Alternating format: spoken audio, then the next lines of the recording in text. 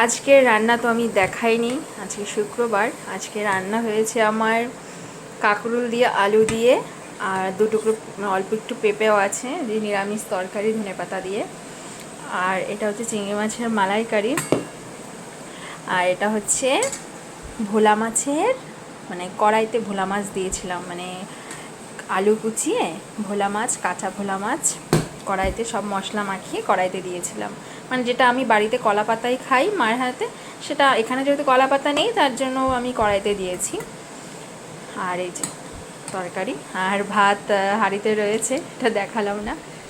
তো সবার আমাদের খাওয়া হয়ে গেছে, শুধু একজনই বাকি রয়েছে। তাই প্রথমে আর ভিডিওটা করতে পারিনি, আজকে কাজের ভীষণ চাপ ছিল তাই। তো সেটা কেমন হয়েছে অবশ্যই বলবেন।